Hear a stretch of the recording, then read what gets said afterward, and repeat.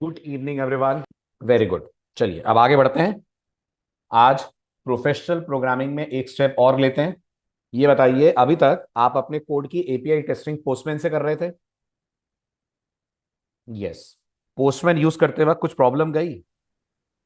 Postman use करते वक्त अपन को कुछ दिक्कत जा रही है, जो मैंने लास्ट लेक्चर में भी हाईलाइट की थी। दिक्कत ये जा रही है कि जितनी बार अपन को एपीआई कॉल देना है, अपन उतनी बार अपने पोस्टमैन के एड्रेस बार में कंप्लीट यूआरएल लिखते हैं।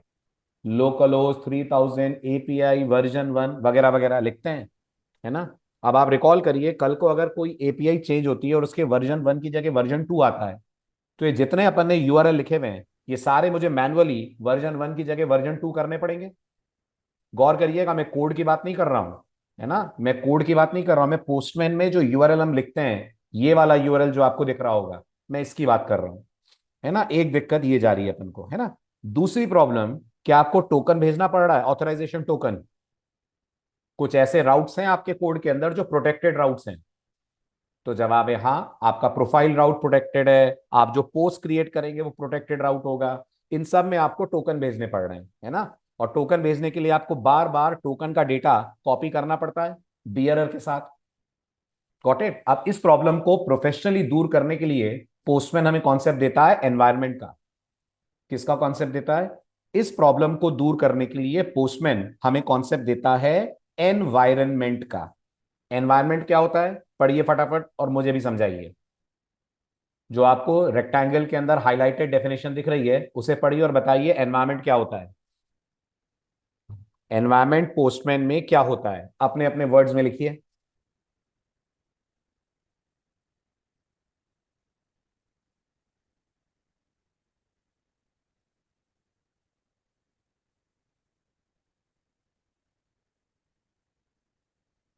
कुछ आया समझ? एनवायरनमेंट वही होता है जो प्रोग्रामिंग के अंदर आप वेरिएबल्स बनाकर काम करते हैं। बिल्कुल सही, वेरिएबल्स बनाने की फैसिलिटी देता है। जैसे आप मुझे बताइए, मुझे जावास्क्रिप्ट में अगर हर जगह 3.14 लिखना है, तो उसकी जगह बेटर है ना कि मैं अपने कोड में लिख दूं कॉन्स्ट पाई इक्वल टू 3.14। फायदा ये होगा ना कि अब मुझे कहीं भी 3.14 चाहिए तो मैं पाई बोल दूंगा, है ना। तो जैसे आप जावास्क्रिप्ट में वेरिएबल्स बना सकते हैं, ऐसे पोस्टमैन के अंदर भी आप वेरिएबल बना सकते हैं। बट पोस्टमैन में वेरिएबल बनाने के लिए अपन को बनाना पड़ता है एनवायरनमेंट। तो एनवायरनमेंट एक ऐसा इंटरफेस है जिसकी मदद से आप अपने पोस्टमैन के अंदर वेरिएबल्स क्रिएट कर सकते हैं, जिनकी वैल्यू आप अपने कोड के अंदर वेरिएबल का नाम लिखकर यूज कर पाएंगे। आपको पोस्टमैन में एपीआई कॉल करते वक्त या टोकन पास करते वक्त पूरा पूरा डेटा खुद नहीं लिखना है, सिर्फ वेरिएबल का नाम लिख देना है। बेसिक आइडिया लगा एनवायरमेंट क्या होते हैं?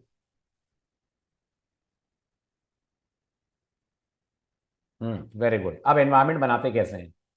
तो जब आप पोस्टमैन में जाएंगे, तो बिल्कुल टॉप राइट पे आप चेक करिए, आपको वहां नो एनवायरमेंट लिखा हुआ दिख रहा है। Can you see this? No environment. कारण क्योंकि अपन लोगों ने अभी तक कोई एनवायरमेंट क्रिएट नहीं करा है। अब अपन एनवायरमेंट क्रिएट करने के लिए नो एनवायरमेंट में चलते हैं, और यहां आपको एक ऑप्शन दिख रहा होगा, क्रिएट एनवायरमेंट दिख रहा है। Can everyone see this? इस पे क्लिक करिए। Got it. जैसे ही आप इस पे क्लिक करेंगे, आप देख पा रहे होंगे आपसे सबसे पहले एनवायरमेंट का नाम मांगा जा रहा है। तो मैं एनवायरमेंट का नाम डाल देता हूं डेवलपमेंट। राइट, ये मेरे एनवायरमेंट का नाम हो गया डेवलपमेंट, और let's keep it simple, let's keep it dev. ठीक है। देन आपसे पूछा जा रहा है आप वेरिएबल्स कौन कौन से बनाना चाहते हैं। तो दो ही चीजें हैं जो हमें बार बार अपने कोड के अंदर या अपने पोस्टमैन एनवायरमेंट में लिखनी पड़ रही हैं। एक है यूआरएल का इनिशियल एपीआई और एक है टोकन। गौर करिएगा, पूरा यूआरएल तो हमारा सेम नहीं है अगर आपको याद हो तो, लेकिन हमारे यूआरएल का जो इनिशियल पार्ट है, लोकल होस्ट, है ना, :3000 /V1, सॉरी /API /V1, इतना पार्ट हमारा सेम जा रहा है सब में। इसके बाद फिर हमारे पास आ जाता है यूजर, इसके बाद फिर आ जाता है कैटेगरी, फिर अभी कमेंट आ जाएगा, पोस्ट आ जाएंगे। तो ये पार्ट तो डिफरेंट है, लेकिन जो वर्जन 1 तक का है वो पार्ट सबके लिए सेम है ना। तो अपन यहां पर क्या करते हैं, अपन यहां पर किसी में भी चलते हैं, जैसे अपन रजिस्टर में चलते हैं। ठीक, V1 तक का पार्ट अपन कॉपी करते हैं। V1 तक का पार्ट अपन कॉपी करते हैं, ध्यान से देखिएगा, ये V1 तक का पार्ट मैंने कॉपी करा। कॉपी करने के बाद वापस अपन अपने डेव एनवायरमेंट में लौटते हैं, तो ये हमारा डेव एनवायरमेंट है।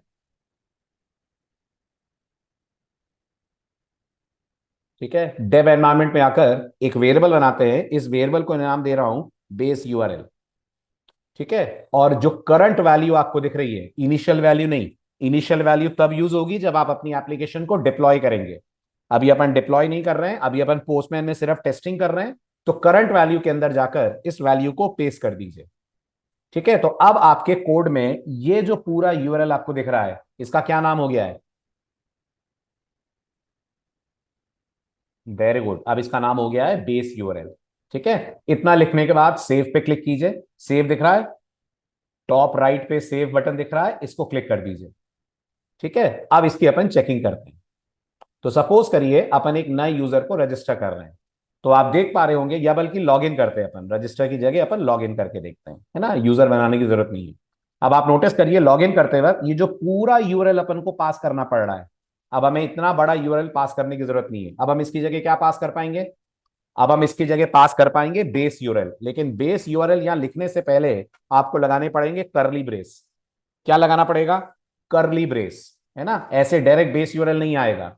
तो करली ब्रेस लगाइए। जैसे ही करली ब्रेस लगाएंगे, पोस्टमैन आपको पॉपअप दिखाएगा। पॉपअप में बेस यूआरएल नाम दिख रहा होगा, तो ये सेलेक्ट कर लीजिए। इसके बाद फॉरवर्ड स्लैश, इसके बाद है यूजर्स, इसके बाद है फॉरवर्ड स्लैश, इसके बाद है लॉगिन। ठीक है, यही आपका राउट था, यस और नो? ये राउट था ना हमारा। ठीक है, यहां से अपन ने पास कर दिया यूजर आईडी और पासवर्ड सुमित, और सुमित.123 सेंड करिए आप। ओ, अपना सर्वर अप नहीं है, तो पहले अपन सर्वर स्टार्ट कर ले।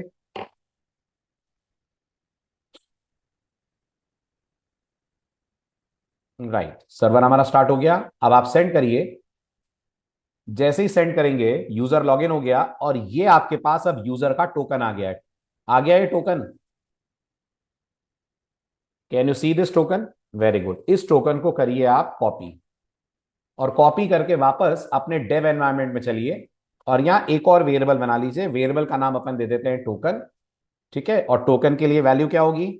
आपको याद होगा, एक तो स्टार्टिंग में आता है बियरर, तो बियरर लिखिए, स्पेस दीजिए, और इस वैल्यू को कॉपी कर दीजिए।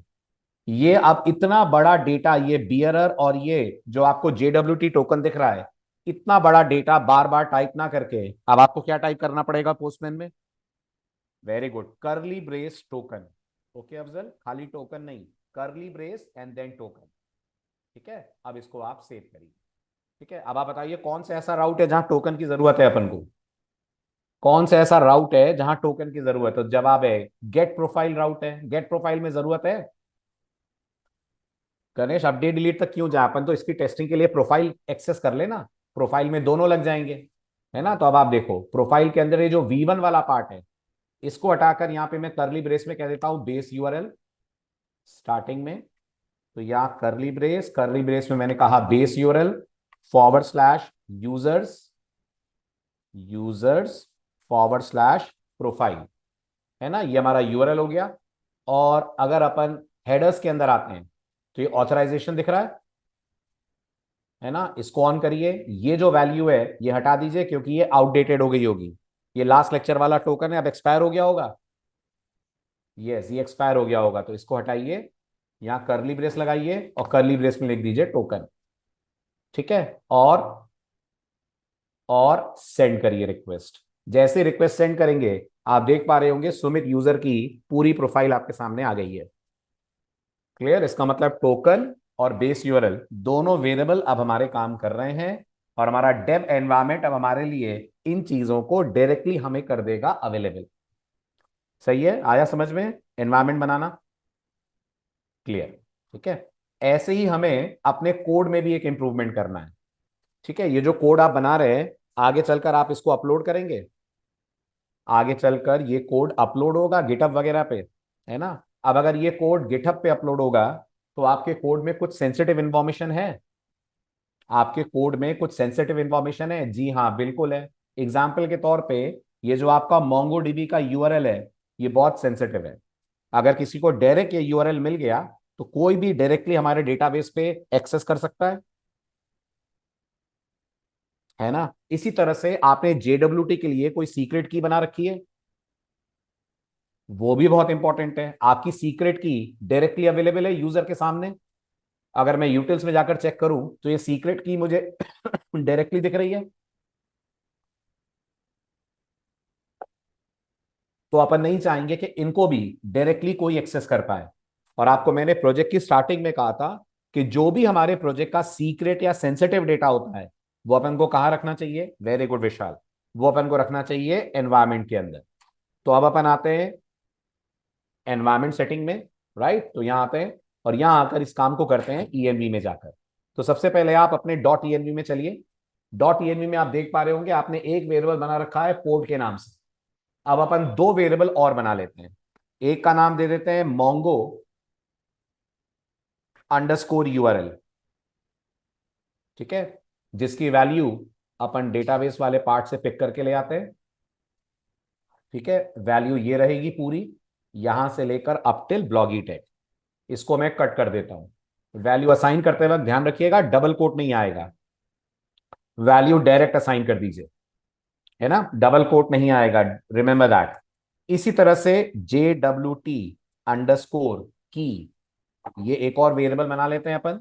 और हमारी JWT की क्या थी, हमारी JWT की कहां यूज करी थी अपन ने यूज करी थी जनरेट टोकन में, सीक्रेट की थी। इसको भी यहां से अपन कट कर देते हैं और यहां लाकर इसको इक्वल टू करके पेस्ट कर दीजिए। ये क्लियर हुआ, है ना। इसके बाद इसको कर देंगे अपन लोग सेव। तो ये हमारा डॉट ईएनवी सेव हो गया। ठीक है, अब आगे चलकर जब इस प्रोजेक्ट को आप गिटहब पे अपलोड करेंगे तो आप शायद जानते होंगे गिटहब पे अपलोड करने से पहले हम लोग एक फाइल बनाते हैं जिसका नाम होता है गिट इग्नोर। Got it. और ये जो गिट इग्नोर फाइल होती है इसके अंदर हम उनके नाम लिख देते हैं, उन फाइलों के नाम लिख देते हैं जो अपन को अपलोड नहीं करनी है। जैसे हम कभी भी नोड मॉड्यूल्स को गिटहब पे अपलोड नहीं करते हैं तो गिट इग्नोर में नोड मॉड्यूल्स का नाम रहता है।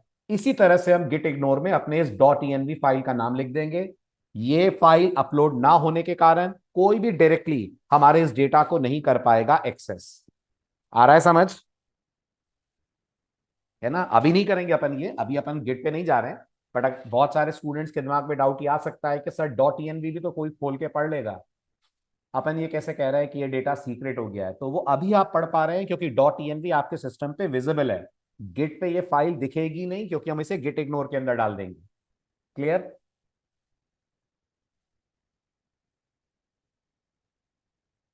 है ना, वेरी गुड। ठीक है, तो फिलहाल तो अपन अब इसके हिसाब से अपने कोड को चेंज करते हैं। अब इसके हिसाब से कोड को चेंज करने के लिए डेटाबेस वाले पार्ट में जाकर क्या चेंज करना होगा, डेटाबेस वाले पार्ट में जाकर क्या चेंज करना होगा, एवरीवन प्लीज रिस्पॉन्ड। अब मुझे यहां पर ये वाला वेरिएबल चाहिए, मिलेगा ये मोंगो अंडरस्कोर यूआरएल, बिल्कुल ठीक, बिल्कुल मिलेगा। बट आपको इसको एक्सेस करना पड़ेगा प्रोसेस ऑब्जेक्ट के थ्रू। तो आपको याद है प्रोसेस ऑब्जेक्ट के पास एक प्रॉपर्टी है जिसका नाम है ईएनवी, और ईएनवी के पास आपकी प्रॉपर्टी है जिसका नाम है Mongo underscore URL. Got it. यहां पर आप ये पास कर देंगे process dot env dot Mongo underscore URL, और जहां आप टोकन जनरेट करवा रहे थे वहां आप लिख देंगे, हाँ जी, डेटाबेस का नाम तो है ही ना यहाँ पर, ब्लॉगिटेक इसके अंदर एडेड है। यहाँ अपन को कुछ नहीं करना है, पूरा यूआरएल के अंदर डाला हुआ है ना, तो डेटाबेस के नाम की जरूरत ही नहीं अलग से। ठीक है, यहां आ जाइए, यहां कह दीजिए process dot env dot JWT underscore KEY की, है ना। और इस चीज की जरूरत आपको एक और जगह है, बताइए कहां पर, ये की आपने प्रोजेक्ट में और कहां यूज करी है। Very good. और वेरीफाई कहां करा है, वेरीफाई कहां करा है, वेरीफाई तो जावास्क्रिप्ट का मेथड है, आपने वेरीफाई को कहां कॉल करा है, इज लॉग्ड इन में कॉल करा है, वेरी गुड। तो अपन अपने मिडिलवेयर में चलें, हमारे मिडिलवेयर में इज लॉग्ड इन है, इज लॉग्ड इन में आइए और जहां वेरीफाई में आपने डायरेक्टली पास करा हुआ है सीक्रेट की, इसे हटाइए और इसकी जगह पास कर दीजिए process dot ENP dot JWT underscore key. Got it. तो अब हमने थोड़ा सा अपने कोड को और बेटर करा है, पोस्टमैन के अंदर एनवायरमेंट बना लिया है, और अपना जितना भी सीक्रेट डेटा है वो अपने कोड में से डायरेक्ट यूज ना करके डॉट ईएनवी में उसे शिफ्ट कर दिया है। यहां तक क्लियर है, कोई डाउट हो तो पूछें। All good, very good. चलिए, ये तो हो गया आपका एनवायरमेंट सेटअप करना और डॉट ईएनवी के अंदर चीजों को शिफ्ट करना। अब आगे बढ़ते हैं। अब अपन लोगों ने दो चीजें क्रिएट कर ली थी, क्या क्या, अपन लोगों ने यूजर क्रिएट कर लिया था, अपन लोगों ने कैटेगरी क्रिएट कर ली थी, कर ली थी। कैटेगरी का राउट हमारा हो गया था, यूजर का राउट हमारा हो गया था, एम आई राइट? Very good. अब हमें अगला राउट बनाना है पोस्ट, और उसके बाद बनाना है कमेंट। अब ये जो पोस्ट राउट हम बनाने जा रहे हैं, इसमें हम सबसे पहले बनाएंगे क्रिएट पोस्ट। अच्छे से मेरी बात सुनिएगा, सबसे पहले अपन बनाएंगे क्रिएट पोस्ट। अब ये बताइए, जब पोस्ट क्रिएट होगी तो वो किसी कैटेगरी में जाएगी? बोलिए, जाएगी ना, है ना? और हम थोड़ा सा अपने प्रोजेक्ट को चेंज कर रहे हैं। अगर आप भूले ना हो तो हम लोगों ने स्टार्टिंग में डिसाइड करा था एक कैटेगरी में कितनी पोस्ट रहेंगी, एक पोस्ट रहेगी, है ना? अब अपन इसको चेंज करते हैं और अपन करते हैं एक कैटेगरी में मल्टीपल पोस्ट। Got it? एक कैटेगरी में एक पोस्ट इनिशियल पार्ट में था, अब अपन इसको कर रहे हैं एक कैटेगरी में मल्टीपल पोस्ट। तो पहले तो मुझे बताइए कहां चेंज करूं कि कैटेगरी में मल्टीपल पोस्ट आ पाए? वेरी गुड गणेश, मॉडल में जाकर चेंज करें। क्या मॉडल को देखकर ये समझ में आ रहा है कि कैटेगरी में एक पोस्ट लिखी हुई है फिलहाल हमने? क्या मॉडल को देखकर समझ में आ रहा है कि फिलहाल हमने कैटेगरी और पोस्ट का रिलेशन 1 to 1 करा हुआ है? बिल्कुल। पोस्ट के सामने आप नोटिस करिए हमने सीधे ऑब्जेक्ट दिया हुआ है, जबकि ये होना चाहिए array of object as per current discussion. तो छोटा सा एक चेंज कर दीजिए, एक स्क्वायर ब्रैकेट यहां और एक स्क्वायर ब्रैकेट यहां लगा दीजिए। मेक श्योर ये चेंज आप जरूर कर लें, क्योंकि पोस्ट में इस एरे में डेटा डालने के लिए हम लोग मोंगो का एक ऑपरेटर यूज करेंगे जिसका नाम है डॉलर पुश। क्या नाम है ऑपरेटर का? ऑपरेटर का नाम है डॉलर पुश। और डॉलर पुश ऑपरेटर काम तब करेगा जब आपके पास डेटा एरे के फॉर्म में अवेलेबल होगा। क्लियर हुआ, है ना? तो ये चेंज कर लीजिएगा। चलिए अब आगे बढ़ते हैं। अब बात होती अपन पोस्ट कैसे क्रिएट करेंगे। तो मुझे लगता है अगर आपने लास्ट लेक्चर में कैटेगरीज क्रिएट कर ली हैं, अगर आपने यूजर क्रिएट कर लिया है, तो अब पोस्ट क्रिएट करना आपके लिए बहुत ही सिंपल है। सबसे पहले स्टेप्स के बारे में बात कर लेते हैं। कोई भी नया राउट क्रिएट करते हैं तो हमें कितनी जगह कोड लिखना पड़ता है? कोई भी नया राउट क्रिएट करते हैं तो अपन को 3 जगह कोड लिखना पड़ता है। एक तो हम कंट्रोलर को सेट करते हैं, कंट्रोलर ऐड करते हैं। एक हम लोग एक नया राउट ऐड करते हैं, यानी राउटर फाइल बनाते हैं। और तीसरा हम लोग अपने सर्वर को जाकर अपडेट करते हैं। 3 फाइलें बनती हैं, बल्कि 2 फाइलें बनती हैं और तीसरी तो अपडेट होती है ना? तो एक कंट्रोलर के अंदर जाकर फाइल बनेगी, एक राउटर के अंदर जाकर फाइल बनेगी, और सर्वर को अपन करेंगे अपडेट। सबसे पहले कहां चले? सबसे पहले अपन चलते हैं कंट्रोलर के अंदर। ठीक है, जो रिक्वायर्ड चेंजेस हैं वो फटाफट अपन कर लेते हैं। तो कंट्रोलर में जाकर क्या करते थे अपन? कंट्रोलर में जाकर अपन लोग क्रिएट करते थे एक फोल्डर। तो आज भी वही करने वाले हैं। तो कंट्रोलर में चलिए, इनफैक्ट मैं कैटेगरी को सेलेक्ट करके कॉपी कर लेता हूं, इसी को पेस्ट कर देता हूं, इसी को रीनेम कर देते हैं। तो मैंने इसको पेस्ट कर दिया, कैटेगरी को रीनेम कर दीजिए। अब कैटेगरीज की जगह ये बन जाएगा पोस्ट, ये हमारा फोल्डर हो गया। और अंदर का जो कंट्रोलर है उसको भी रीनेम करके अपन कर देते हैं post controller dot JS. Clear है? इतना समझ पा रहे हैं सब? बहुत बढ़िया।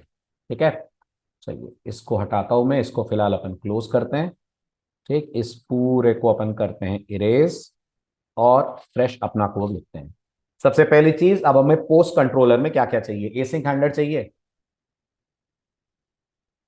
हमें पोस्ट कंट्रोलर में एसिंक हैंडलर चाहिए। यहां भी एरर आएंगी तो ग्लोबल एरर हैंडलर पे रीडायरेक्ट करना है। तो सबसे पहला काम const async handler is equals to require. कौन प्रोवाइड करेगा आपको एसिंक हैंडलर? कौन प्रोवाइड करेगा आपको एसिंक हैंडलर? तो हमें एसिंक हैंडलर प्रोवाइड करेगा express dash async dash handler. Very good, इसको भी क्लोज कर देता हूं मैं। ठीक है, अब आपको फुल व्यू दिख रहा होगा, प्रॉपर दिख रही है फाइल अब? Very good. ठीक है, अब ये बताइए पोस्ट में हमें और क्या क्या चाहिए? तो सबसे पहले तो पोस्ट है, तो पोस्ट मॉडल तो चाहिए ही चाहिए, है ना? So const post is equal to require followed by dot dot forward slash dot dot forward slash models forward slash post forward slash post. ये लाइन क्लियर है? ठीक है, और क्या चाहिए पोस्ट मॉडल के अलावा? पोस्ट किस किस से इंटरेक्ट करती है? तो रिकॉल करिए, अगर आप पोस्ट मॉडल को जाकर थोड़ा सा एक्सप्लोर करें, अगर आप पोस्ट मॉडल को जाकर थोड़ा सा एक्सप्लोर करें, ये रहा आपका पोस्ट मॉडल, तो आपको समझ आएगा पोस्ट मॉडल के अंदर आपको क्या क्या डेटा डालना है। नोटिस करिए पोस्ट मॉडल किस किस से इंटरेक्ट करती है? क्या पोस्ट में ऑथर भी है? हाँ, ऑथर मतलब यूजर ही है ना, एक तरह से रेफ यूजर का ही आ रहा है ना। Very good. और पोस्ट में कैटेगरी भी है ना, तो आपको ये दोनों भी चाहिए। इसका मतलब अपन को अदर देन पोस्ट दो मॉडल और चाहिए। कौन कौन से? एक अपन को चाहिए यूजर मॉडल, तो कौन सी? User is equal to require followed by dot dot forward slash followed by models, again dot dot forward slash followed by models, again forward slash followed by users forward slash user. ठीक है, other than this आपको category भी चाहिए। अच्छा, user और category आपको इसलिए भी चाहिए क्योंकि जब पोस्ट ऐड होगी, ध्यान से मेरी बात सुनना, जब पोस्ट ऐड होगी तो कैटेगरी में भी एंट्री होगी। बिल्कुल होगी। कैटेगरी में भी एंट्री होगी और यूजर में भी एंट्री होगी, क्योंकि पोस्ट किसी यूजर को भी बिलोंग करेगी, है ना। तो पोस्ट का क्रिएट होना कितनों को अपडेट करेगा? पोस्ट का क्रिएट होना तीन चीजों में चेंजेस लाएगा। खुद पोस्ट में चेंज आएगा, कैटेगरी में चेंज आएगा, यूजर में चेंज आएगा। एम आई राइट? है ना। Very good. इसलिए भी अपन को कैटेगरी और यूजर की जरूरत यहां पे पड़ रही है। ठीक, कैटेगरी का सी कैपिटल कर देते हैं क्योंकि मॉडल है। So const category is equal to require dot dot forward slash dot dot forward slash models forward slash categories forward slash category. ठीक है, इतने तो लगेंगे आपके इंपोर्ट। ठीक, अब अपन बनाते हैं क्रिएट पोस्ट राउट। हमेशा की तरह राउट को थोड़ा सा डिस्क्राइब कर दें, क्या करने जा रहे हैं? तो करने जा रहे हैं नई पोस्ट का क्रिएशन। ठीक है, कैसा होगा ये राउट? गेट पोस्ट पुट डिलीट कैसा राउट होगा? तो जवाब है पोस्ट राउट होगा। क्लियर? Very good. यूआरएल क्या होगा इसका? यूआरएल क्या होगा इसका? इसका यूआरएल होगा forward slash API forward slash V1 forward slash post. सही लिख रहा हूं? है ना। वेरी गुड, बहुत बढ़िया। देन एक्सेस कैसा होगा? कोई भी पोस्ट बना पाएगा कि लॉगिन करने के बाद ही बना पाओगे? ऑब्वियस सी बात है, लॉगिन करने के बाद ही बना पाएंगे। This will be our private route. ठीक है, पहले की तरह will write express dot create post. जैसे अपन ने इसको क्लोज कर रहा हूं, जैसे अपन ने क्रिएट कैटेगरी करा था, ऐसे create post is equal to followed by exports. हाँ बिल्कुल सही, एक्सपोर्ट्स। मैंने गलती से एक्सप्रेस लिख दिया है, my mistake. Exports dot create post is equal to async handler रहेगा। यस, एसिंक हैंडलर रहेगा। एसिंक हैंडलर के पैरेंथेसिस में एसिंक फंक्शन भी रहेगा। ठीक, कितने आर्गुमेंट लेगा? तीन आर्गुमेंट लेगा गणेश। तीन क्यों लेगा? एक रिक्वेस्ट, एक रेस्पॉन्स और तीसरा बताओ नेक्स्ट। राइट, पोस्ट क्रिएट करते वक्त अगर कोई प्रॉब्लम आई तो हम चाहेंगे ना कि रिक्वेस्ट हमारे ग्लोबल एरर हैंडलर को ट्रांसफर हो जाए। उसके लिए हमको मिडिलवेयर चाहिएगा नेक्स्ट। ठीक है, ठीक। अब यहां पर क्या क्या करना है उसकी जरा एल्गोरिथम डिस्कस कर लें। सबसे पहले पोस्ट में जो डेटा ऐड होना है वो डेटा अपन को क्लाइंट की रिक्वेस्ट से फेच करना है। और एपीआई के टर्म्स में क्लाइंट की रिक्वेस्ट से जो डेटा आता है उसे हम पेलोड बोलते हैं। तो हमारा पहला स्टेप होगा पेलोड को गेट करना, है ना, समझते चलो। ठीक है, इसके बाद पोस्ट ऐड करने से पहले आप ये चेक करेंगे कि क्या इस टाइटल की पोस्ट पहले से तो मौजूद नहीं है। क्योंकि याद रखिएगा, अब हमने ये कर दिया, एक कैटेगरी में मल्टीपल पोस्ट आ सकती हैं, पर याद रखिएगा हर पोस्ट का टाइटल क्या होना चाहिए? हर पोस्ट का टाइटल यूनिक होना चाहिए। सेम टाइटल की दो पोस्ट हम फिलहाल अलाउ नहीं कर रहे हैं। ठीक है, तो यहां पर आ जाएगा check if the post is present. कहीं ऐसा तो नहीं है पोस्ट पहले से प्रेजेंट है? ठीक है, ठीक। और चेकिंग के हिसाब से फिर हम एरर वगैरह पे रीडायरेक्ट कर देंगे। अगर ये चेकिंग हमारी पास हो जाती है, पास मतलब पोस्ट नहीं मिलती है, तो क्या करा जाए? अगर पोस्ट नहीं है पहले से तो फिर हम पोस्ट का मॉडल ऑब्जेक्ट या डॉक्यूमेंट ऑब्जेक्ट क्रिएट करेंगे। करेंगे create post object. Very good, post object को क्रिएट करेंगे। इसके बाद रिकॉल करिए, जरा मॉडल की तरफ चलिए तो आपको मेरी बात और बेटर समझ में आएगी। ये है आपका कैटेगरी मॉडल। क्या कैटेगरी में पोस्ट है? इसका मतलब जब पोस्ट क्रिएट होगी तो कैटेगरी में भी जाकर ऐड होगी, है ना। Very good. और यूजर की तरफ देखिए जरा ध्यान से। ये जो यूजर है आपका, क्या इस यूजर के अंदर भी पोस्ट नाम का आपने कोई एरे ले रखा है? पोस्ट, ये चेक करिए, लाइन नंबर 61 है। इसका मतलब अब आपको दो चीजें और अपडेट करनी है। क्या अपडेट करनी है? अपडेट कैटेगरी, है ना, bye adding post in it. Category के अंदर पोस्ट ऐड करिए। और क्या ये सेम बात बोली जानी चाहिए for user also? Yes, update user by adding post in it. Update user by adding post in it. ठीक है, आ रहा है समझ सबको? कैटेगरी अपडेट करिए, यूजर को अपडेट करिए। क्लियर है? ठीक है, इसके बाद finally, if all is good, then send the response. Response to whom? Response to the client. Clear? चलिए, ये हो गई एल्गोरिदम। अब आप मेरे को इसके कोड्स बताइए। सबसे पहले पेलोड कैसे एक्सेस करेंगे? तो क्या लग रहा है, जब ये राउट एक्सेस होगा तो क्या क्या भेजेगा यूजर? यूजर वो भेजेगा। गणेश, पहले डिसाइड तो करना है क्या क्या भेजेगा। हर वो चीज भेजनी पड़ेगी ना जो रिक्वायर्ड है। क्या बोलते हो? हर वो चीज भेजनी पड़ेगी ना जो रिक्वायर्ड है। तो चलो जरा मॉडल में चलें और देखें पोस्ट में रिक्वायर्ड क्या क्या है। ठीक, टाइटल चाहिए? हाँ चाहिए। इमेज चाहिए? नहीं चाहिए। क्लैप्स चाहिए? नहीं चाहिए। कंटेंट चाहिए? हाँ चाहिए। और ये पोस्ट कौन सी कैटेगरी को बिलोंग कर रही है, ये भी चाहिए। इसका मतलब अपन को तीन चीजें चाहिए। एम आई राइट? टाइटल चाहिए, कंटेंट चाहिए, कैटेगरी की आईडी चाहिए। ठीक है, ध्यान है, यहां लिखा भले ही कैटेगरी है, अपन को आईडी चाहिए। एम आई राइट? ठीक है, वेरी गुड। तो अब ये मानते हुए कि जब हमारी रिक्वेस्ट आएगी तो बॉडी के अंदर ये तीनों मौजूद होंगे, बॉडी को डिस्ट्रक्चर कर लूं? ये मानते हुए कि जब रिक्वेस्ट आएगी बॉडी में ये तीनों मौजूद होंगे, बॉडी को डिस्ट्रक्चर कर ले? कर लेते हैं। तो बॉडी में एक टाइटल रहेगा, राइट, कॉमा करके बॉडी में कंटेंट रहेगा, कॉमा करके बॉडी में कैटेगरी की आईडी रहेगी। सही है? Very good. ये सब जेसन के फॉर्म में पास होगा? यस, ये सब जेसन के फॉर्म में पास होगा। राउट के अंदर कोई आईडी नहीं आएगी? नहीं, राउट के अंदर कोई आईडी नहीं आएगी। क्लियर? समझ आ रहा है? कोई डाउट था क्या किसी का? नहीं, कोड लिखा था। ठीक है, वेरी गुड, नाइस। चलिए, तो ये आपका पेलोड आ गया। अब अपन को ये चेक करना है कि क्या इस टाइटल वाली पोस्ट पहले से मौजूद है। कैसे करते हैं ये चेक के ये पर्टिकुलर डॉक्यूमेंट हमारे मोंगोडीबी के अंदर पहले से है क्या? तो ये चेक करने के लिए हमारे मॉडल ऑब्जेक्ट के पास एक मेथड है, फाइंड बाय आईडी है। लेकिन हमारे काम फाइंड बाय आईडी नहीं आएगा। हमारे काम, पहली बात तो कैटेगरी क्यों ढूंढ रहे हैं?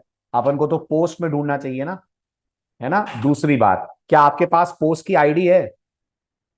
नहीं है। आपके पास पोस्ट की आईडी कहाँ है? क्या पोस्ट का टाइटल है? हाँ। तो अगर आपको आईडी के अलावा किसी और फील्ड पे सर्चिंग करनी हो तो फाइंड होता है। Very good. फाइंड आपसे एक ऑब्जेक्ट लेता है फिल्टर के तौर पे, और वो ऑब्जेक्ट में आप पास कर देंगे टाइटल। एक्चुअल में तो पास ये करना है टाइटल कोलन टाइटल, बट आपको याद है प्रॉपर्टी और वैल्यू दोनों का नाम सेम है, तो एक के नाम देने से काम बन जाता है। वेरी गुड, बहुत बढ़िया। ठीक है, और क्या फाइंड प्रॉमिस रिटर्न करेगा? हाँ करेगा। इसकी जगह आ जाएगा अवेट। ठीक है, और इसको रिसीव करने के लिए अपन बोल देते हैं कॉन्स्ट पोस्ट फाउंड। फटाफट जवाब दीजिए, क्या ये कोड क्लियर है? क्लियर है, वेरी गुड। अब इफ कंडीशन लगाकर अपन चेक करते हैं। अगर ये इफ कंडीशन ट्रू है तो क्या माना जाए, पोस्ट पहले से है कि नहीं है?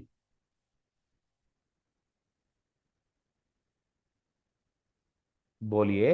अगर ये इफ कंडीशन ट्रू है तो पोस्ट पहले से है, यस, तो क्या करा जाए? अगर पोस्ट पहले से है तो what should we do? Very good. तो अब अपन एक एरर ऑब्जेक्ट बना लें, let error equal to new error. Got it? इस एरर के अंदर अपन अपना मैसेज डाल दें, पोस्ट ऑलरेडी प्रेजेंट, करेक्ट, या ऑलरेडी एग्जिस्टिंग, चलिए एग्जिस्टिंग बोल देते हैं, पोस्ट ऑलरेडी एग्जिस्टिंग। और इसके बाद क्या करें?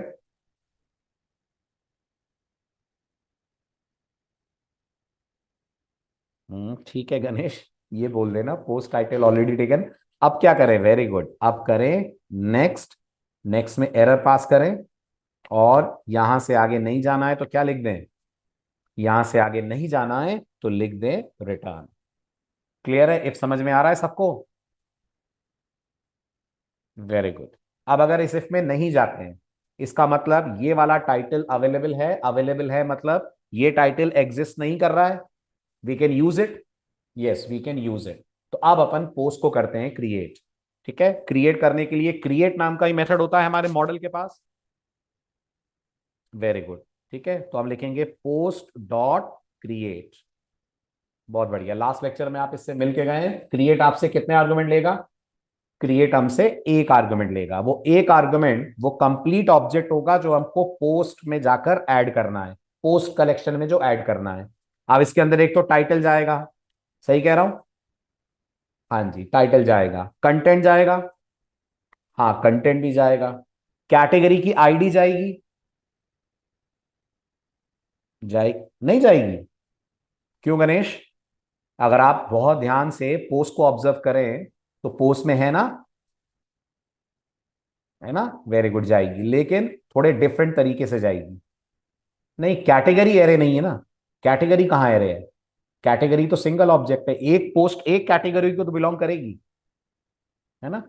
एक कैटेगरी में मल्टीपल पोस्ट होंगी, बट एक पोस्ट की एक ही कैटेगरी होगी। ठीक है, ओके, तो कैटेगरी जाएगी, लेकिन कैटेगरी थोड़ा डिफरेंट तरीके से जाएगी। टाइटल की प्रॉपर्टी का नाम टाइटल है, इसलिए आपने सिर्फ टाइटल लिखा है। कंटेंट की प्रॉपर्टी का नाम कंटेंट है, लेकिन कैटेगरी की प्रॉपर्टी का नाम कैटेगरी है। और आपके पास जो वैल्यू उसका नाम क्या है? आपके पास जो वैल्यू उसका नाम आपने दे रखा है कैटेगरी आईडी। तो यहां पूरा देना पड़ेगा कैटेगरी कोलन कैटेगरी आईडी। ये बात समझ रहे हैं सब?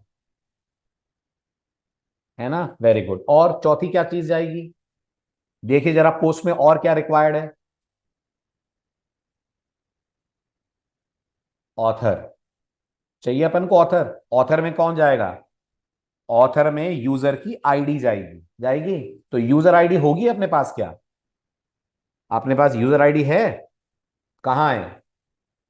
Very good. इस लॉग्ड इन से जब हम होकर आए होंगे तो इस लॉग्ड इन ने हमारे रिक्वेस्ट ऑब्जेक्ट के अंदर एक ऑब्जेक्ट ऐड करा, यूजर ऑथ। दिखाऊं कि याद है सबको? ये देखो, इस लॉग्ड इन में आए अपन, ये करा है अपन ने लाइन नंबर 19, याद है? तो इसका मतलब जब पोस्ट क्रिएट हुई होगी उससे पहले ये इज लॉग्ड इन चलेगा, चलेगा, क्योंकि ये जो क्रिएट पोस्ट है ये आपका प्राइवेट राउट है।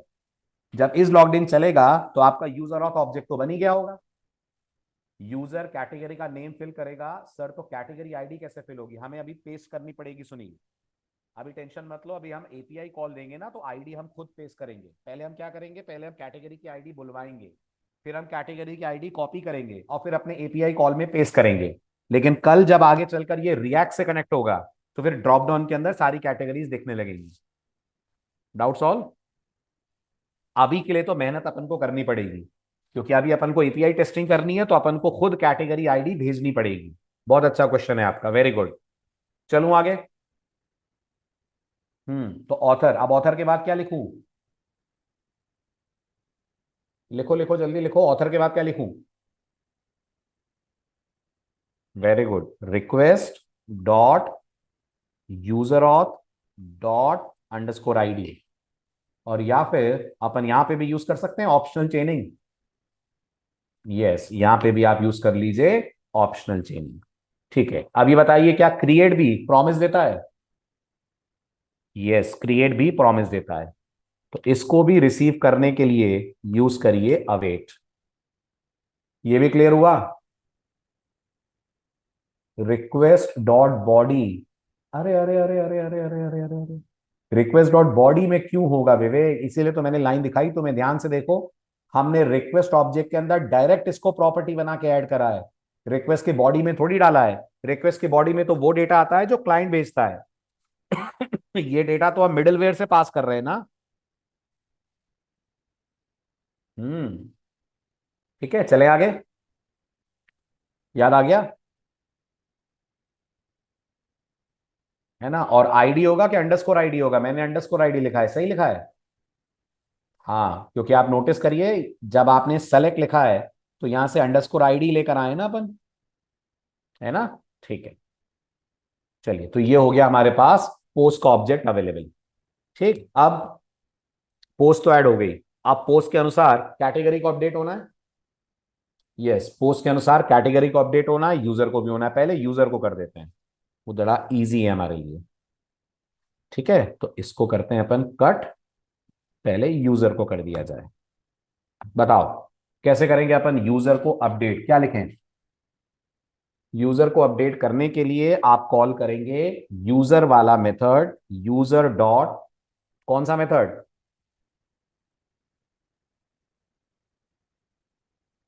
नहीं Vivek, find by ID and update. Find by ID and update, याद है? Very good. कितने आर्गुमेंट लेगा ये आपसे? 3 आर्गुमेंट लेगा। सबसे पहला आर्गुमेंट ये लेगा यूजर की आईडी। है अपने पास यूजर की आईडी? हाँ है। ये वही तो यूजर है जिसने अभी अभी लॉग इन करा है, जिसकी आईडी हमने रिक्वेस्ट ऑब्जेक्ट के यूजर और प्रॉपर्टी में डाल के रखी है। तो पहला आर्गुमेंट तो हो गया यूजर की आईडी। दूसरा आर्गुमेंट एक ऑब्जेक्ट होगा जो बताएगा क्या अपडेट होना है। तो आप बताइए यूजर में क्या ऐड करना है आपको? यूजर का नाम बदल रहे हैं, आईडी बदल रहे हैं, यूजर में पोस्ट ऐड कर रहे हैं, क्या ऐड कर रहे हैं यूजर में?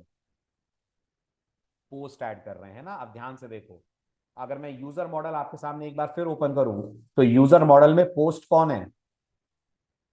यूजर मॉडल में पोस्ट एक एरे है। ओके। मॉन्गूज में जब आप एरे में कोई डेटा ऐड करते हैं, तो मॉन्गूज बिल्कुल जावास्क्रिप्ट वाला स्टाइल यूज करता है। जावास्क्रिप्ट में एरे में जब कुछ ऐड करते हैं तो पुश नाम का मेथड कॉल करते हैं, करेक्ट? मॉन्गूज के अंदर डॉलर पुश नाम का ऑपरेटर यूज करते हैं। कौन सा ऑपरेटर यूज करते हैं? Dollar push. मॉन्गूज का ऑपरेटर है डॉलर पुश कोलन। और फिर ये पूछता है कि जो वैल्यू ऐड करनी है वो किस में ऐड करनी है और कौन सी ऐड करनी है, बता दीजिए। आई होप आप सब ने मॉन्गूज के ऑपरेटर्स यूज करे हैं ना। ऑपरेटर में कोलन के बाद अपन को फील्ड और वैल्यू बतानी होती है। तो यहां कोलन के बाद फिर आप पास करेंगे एक और ऑब्जेक्ट। ठीक है, अब बताइए क्या अपडेट करना है? तो हमें पोस्ट्स नाम का एरे अपडेट करना है। पोस्ट्स ऐसे नाम में, ध्यान देना। अच्छा, इसमें क्या डालना है आपको? इसमें अपन को डालनी है पोस्ट की आईडी। किधर है पोस्ट की आईडी? पोस्ट की आईडी इस पोस्ट ऑब्जेक्ट के पास आ चुकी होगी। क्या मैं सही कह रहा हूं? जब ये पोस्ट ऑब्जेक्ट क्रिएट हुआ होगा तो आईडी दे दी होगी मॉन्गूज ने। यस, तो अपन यहां पे लिख देंगे पोस्ट डॉट आईडी। ठीक है, एग्जैक्टली बोलूं तो अंडरस्कोर आईडी, क्योंकि मोंगोडीबी जब आईडी देता है तो अंडरस्कोर के नाम से देता है। फटाफट बताइए, ये पहली बार करा है अपन ने प्रोजेक्ट में? प्रॉपर्टी तो बहुत अपडेट करी है, एरे पहली बार अपडेट कर रहे हैं आप। तो ये लाइन समझ में आ रही है सबको? यूजर मॉडल में जाओ, यूजर मॉडल के अंदर ढूंढो इस आईडी वाला यूजर।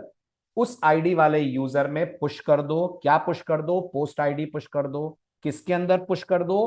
पोस्ट एरे के अंदर पुश कर दो। Is this clear? Clear, very good. ठीक है, और इसके बाद एक और लाइन लिख देते हैं अपन, वो है एक और ऑब्जेक्ट पास कर देते हैं जिसमें न्यू को कर देते हैं ट्रू। सही है। न्यू ट्रू का मतलब ये है कि अगर फ्यूचर में आपको ये यूजर ऑब्जेक्ट ऑब्टेन करना हो तो न्यू के कारण आपको ये अपडेटेड ऑब्जेक्ट मिल जाएगा। अभी तो मुझे ऑब्जेक्ट की जरूरत नहीं है, अभी तो मुझे सिर्फ इसको अपडेट करना है। और फिर यहां पर अपन लगा देंगे अवेट। अवेट नहीं लगाएंगे तो ये बिना वेट करे आगे बढ़ जाएगा। अपन चाहते हैं पहले यूजर अपडेट हो, उसके बाद अपडेट हो कैटेगरी। क्या कहते हैं, क्लियर हुआ सबको? बिल्कुल ठीक। अब मैं यही कोड कॉपी पेस्ट करके कैटेगरी पे चला सकता हूं, नाम चेंज करके। यस, तो instead of user dot find by ID in update, it will B category dot find by ID in update. ठीक है, यहां क्या पास करोगे? बिल्कुल ठीक, ये पास करेंगे। ठीक है, कैटेगरी आईडी कौन भेज रहा है? कैटेगरी आईडी क्लाइंट भेज रहा है। हाँ, हम भेज रहे हैं, मतलब जब हम पोस्टमैन से रिक्वेस्ट डालेंगे तो हम कैटेगरी आईडी पहले रिट्रीव करेंगे। गेट ऑल कैटेगरीज बनाया था कुछ अपन ने लास्ट लेक्चर में, उससे हम सारी कैटेगरीज बुलवाएंगे, उसमें से कोई एक कैटेगरी आईडी उठाएंगे और वो भेज देंगे जेसन फॉर्म में। ठीक है, बहुत बढ़िया। अब आ जाइए यहां, तो यहां इसको रिप्लेस कर देते हैं विद कैटेगरी आईडी। अच्छा, कैटेगरी में भी पोस्ट एरे हो गया है? जी हाँ, कल तक तो नहीं था, लेकिन आज आपने देखा होगा मैंने चेंज करा है कोड, तो पोस्ट हमारे यहां पे भी एरे हो गया है। Is this clear? ठीक है, तो पुश चल जाएगा हमारे पोस्ट कंट्रोलर में, डॉलर पुश चल जाएगा। बिल्कुल चल जाएगा, तो यहाँ डॉलर पुश आएगा, पोस्ट एरे का नाम आएगा और post dot underscore ID value आ जाएगी। न्यू ट्रू यहां पे भी अपन लिख सकते हैं। सब कुछ बढ़िया है, तो अपन रिक्वेस्ट को करते हैं अब रेस्पॉन्स के तौर पे रिटर्न। तो यहां आ जाएगा रेस्पॉन्स डॉट जेसन। ठीक है, जेसन में क्या पास कर दे, जेसन में पास कर दीजिए आप ऑब्जेक्ट। अब क्या क्या पास करें, तो स्टेटस क्या है, तो स्टेटस सक्सेस है। ठीक है, message, message post successfully created, ये आपका मैसेज है, राइट। और साथ में क्या पास कर रहे हैं, साथ में पास कर दीजिए आप ये वाला पोस्ट। ये भी क्लियर है सबको, साथ में पास कर दीजिए ये वाला पोस्ट। ठीक है, और जस्ट अपने सेटिस्फैक्शन के लिए, जस्ट फॉर अस, एक काम करते हैं, अपन यूजर और कैटेगरी भी भिजवा देते हैं। उससे क्या होगा, हमें ये कंफर्म हो जाएगा कि हमारा यूजर और हमारी कैटेगरी दोनों अपडेट हो गए। ठीक है, बाकी कोई जरूरी नहीं है, कैट जीस को नाम दे देता हूं।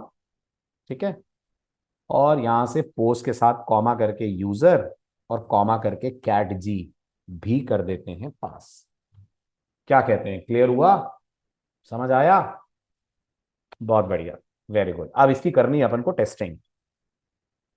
ठीक है, तो टेस्टिंग करने के लिए सबसे पहले तो सर्वर अप करें। ठीक, ये सर्वर स्टार्ट हुआ, पोस्टमैन में आए, क्या करें पहला काम, सुनील, सबसे पहले, वेरी गुड, सबसे पहले अपन कैटेगरी राउट में चलें और कैटेगरी से बोले भैया बताओ कौन कौन सी कैटेगरी हैं, क्योंकि हमें तो पता नहीं है। अच्छा, अब इस राउट को भी ठीक करना पड़ेगा, ये तो लास्ट लेक्चर वाला यूआरएल लेके बैठा हुआ है। यस, तो ये पूरा हटाइए V1 तक का, और इसकी जगह पास कर दीजिए dollar base URL forward slash categories. ठीक है, और ये पब्लिक राउट था, क्या ये पब्लिक राउट था, जी ये पब्लिक राउट था। तो सेंड करने पे सारी कैटेगरीज आ जाएंगी, आ जाएंगी। कितनी कैटेगरी है, एक ही बनाई है अपन ने। ठीक है, तो इसी कैटेगरी में ऐड कर देते हैं। ये है हमारे पास कैटेगरी की आईडी, तो ये एक्सेस कर लें।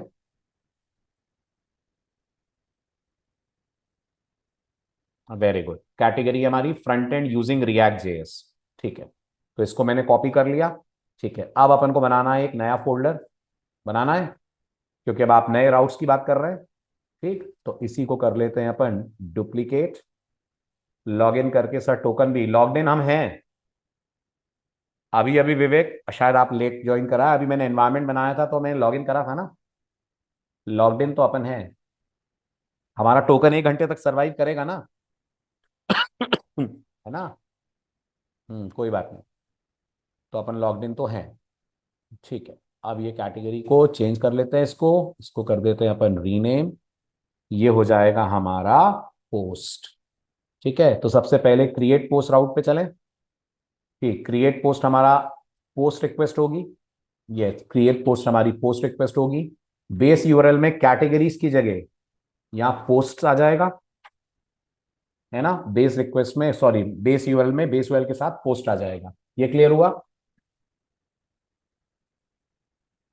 जल्दी जल्दी बताइए, क्लियर हुआ, वेरी गुड। इसके बाद क्या करें, इसके बाद अपन चलें हेडर्स के अंदर। हेडर्स के अंदर ऑथराइजेशन चाहिए, क्योंकि पोस्ट क्रिएट करने के लिए तो टोकन चाहिएगा। और टोकन टाइप करें कि टोकन की वैल्यू ले आए, टोकन की वैल्यू ले आए। राउट सेट नहीं हुआ, हुआ तो क्या राउट सेट नहीं हुआ, thank you thank you thank you Sunil, बिल्कुल सही कहा आपने। ये कोडिंग करने से पहले अपन को दो चेंजेस और करने हैं, है ना। एक राउट बनाना और एक सर्वर को अपडेट करना, वो तो अपन ने बनाया ही नहीं, तो ये चेकिंग कैसे हो जाएगी, बिल्कुल ठीक। तो अब आते हैं अपन राउट्स के अंदर। राउट्स के अंदर क्या करें, राउट्स के अंदर आकर क्या करें, वेरी गुड, राउट्स में आइए। राउट्स में आकर एक नया फोल्डर क्रिएट करिए। ठीक, किस नाम से फोल्डर क्रिएट होगा, फोल्डर क्रिएट होगा पोस्ट के नाम से।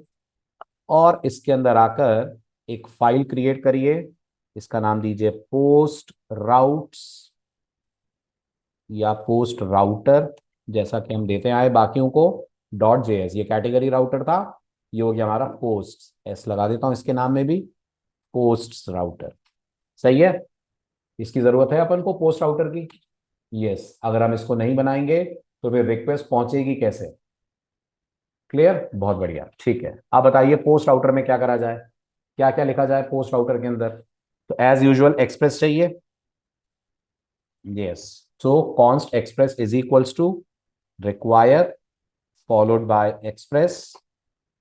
ठीक है, और अभी के लिए क्या, अभी के लिए हम पोस्ट क्रिएट करने वाला कोड लिख रहे हैं, तो अपन रिक्वायर कर लेते हैं, require dot dot forward slash dot dot forward slash controllers forward slash post forward slash post controller. ठीक है, जब इसको आप करेंगे रिक्वायर तो आपको क्या मिलेगा, क्रिएट पोस्ट मिल जाएगा।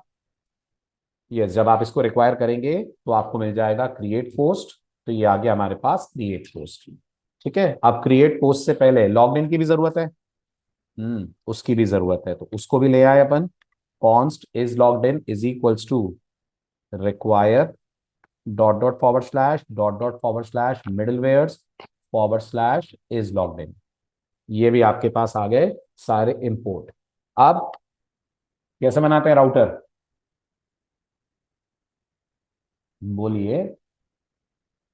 अब express dot router, so const I call it post router is equals to, post router कर देते हैं, is equals to express dot followed by router.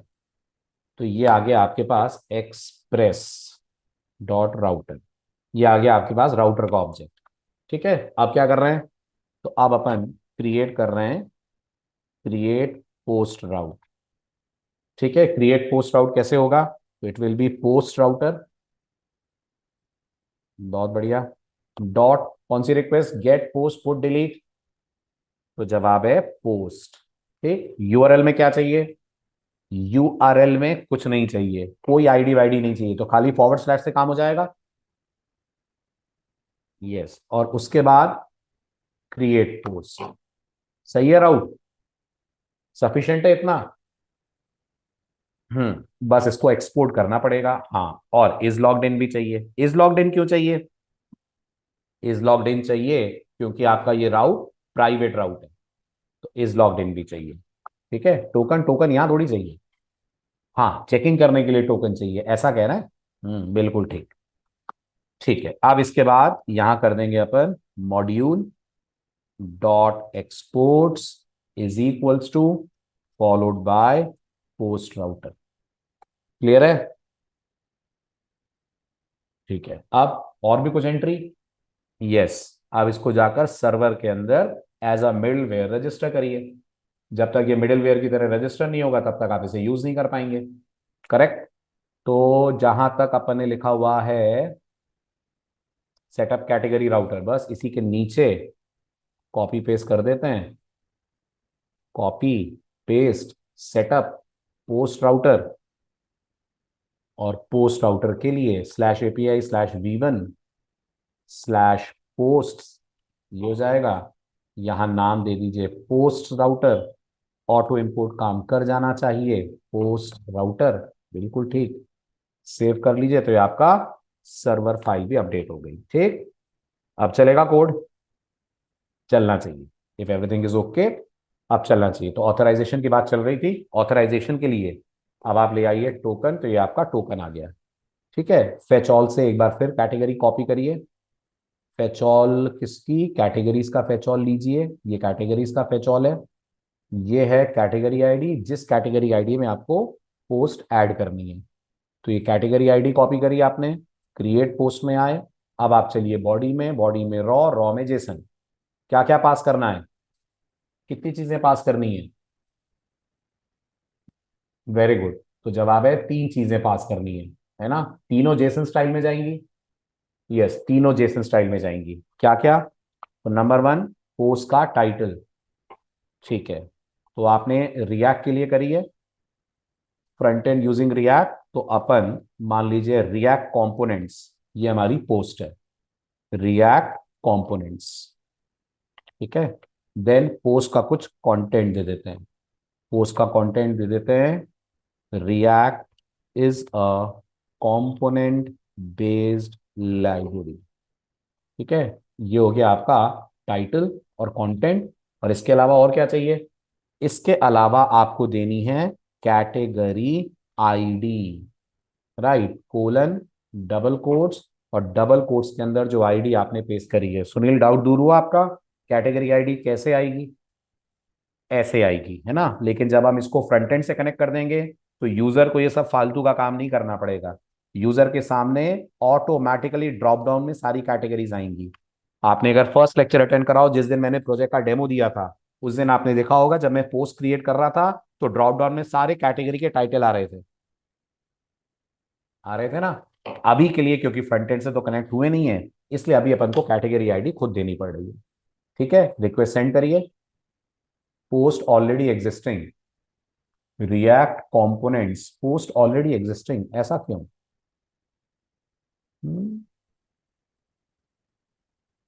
Post already existing क्यों आ रहा है?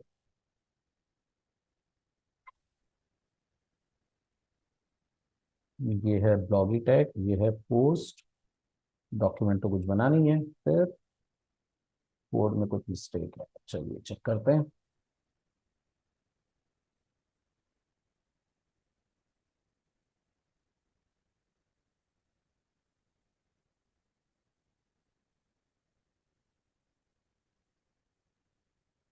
नहीं नहीं, अगर एक्सपोर्ट की प्रॉब्लम होती तो ये मिलता ही नहीं ना। प्रॉब्लम ये आ रही है, अपन ने इसको टाइटल के बेस पे बोला है। हम्म। पोस्ट फाउंड अपन ने चेक करा है कंट्रोलर में जाकर।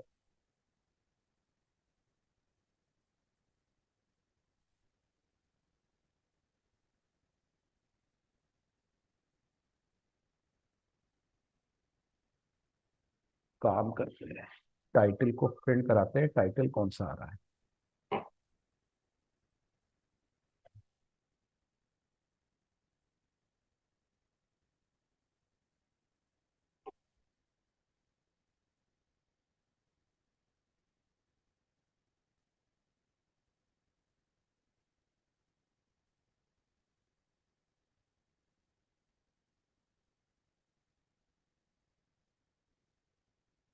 टाइटल आ रहा है रिएक्ट कंपोनेंट। डेटाबेस हमारा चेंज तो नहीं हो गया? मोंगो यूआरएल और अपन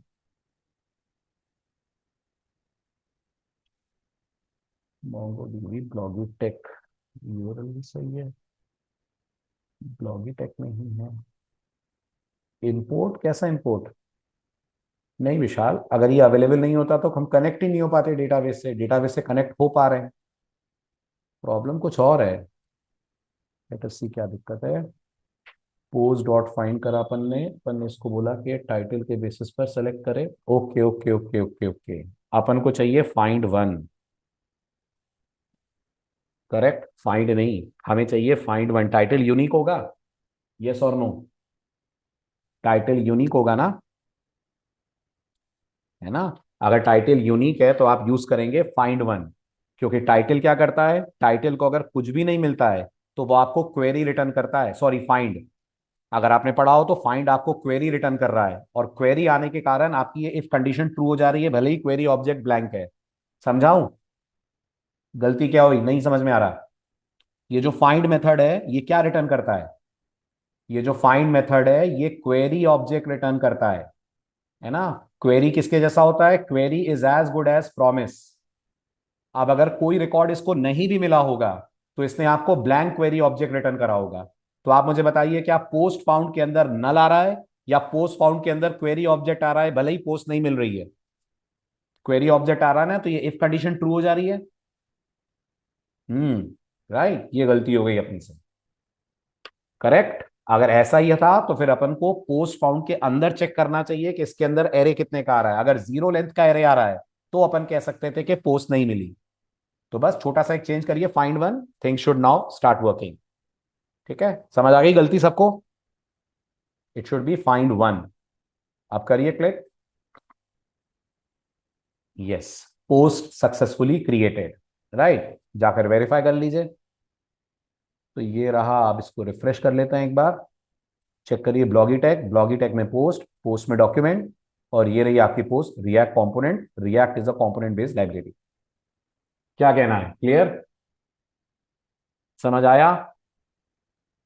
वेरी गुड, बहुत बढ़िया। अब आपको दे रहा हूं सर, सभी कैटेगरी का टाइटल नहीं, कैटेगरी, हाँ बिल्कुल कैटेगरी का टाइटल यूनिक होना चाहिए अंबिका, और पोस्ट का टाइटल भी यूनिक होना चाहिए। सभी कैटेगरी का टाइटल यूनिक होना चाहिए, पोस्ट का टाइटल भी यूनिक होना चाहिए। तो दो कैटेगरी नोड के नाम से नहीं होंगी, ना ही दो पोस्ट रिएक्ट कंपोनेंट के नाम से होंगी। ठीक। अच्छा, तो अगर हम इसको वेरीफाई करें, अब अगर मैं दोबारा रिक्वेस्ट सेंड करूं तो अब मुझे मिलना चाहिए पोस्ट ऑलरेडी एग्जिस्टिंग। बिल्कुल, अब अपन को मिलना चाहिए post already existing. Yes. Clear? समझ आ गया सबको? ठीक है, अब आपको टास्क दे दूं कल के लिए। अब आप कल फेच कर दो कोड्स बना के लाइएगा, फेच ऑल पोस्ट और फेच सिंगल पोस्ट। बन जाएंगे दोनों? Fetch all post, fetch all post और फेच सिंगल पोस्ट। ठीक है। सिंगल पोस्ट में हम क्या भेजेंगे? सिंगल पोस्ट में हम क्या भेजेंगे? वेरी गुड, आईडी भेजेंगे, और सिर्फ उस पोस्ट का डेटा आना चाहिए। और फेच ऑल पोस्ट में हम क्या भेजेंगे? कुछ भी नहीं भेजेंगे, और सारी पोस्ट आ जानी चाहिए। हो जाएगा कल तक, दोनों राउट बन जाएंगे, टेस्टिंग हो जाएगी कोड की आपके। बस, तो आइए कल, कल लेते हैं इससे आगे। ठीक, बाय बाय, टेक केयर।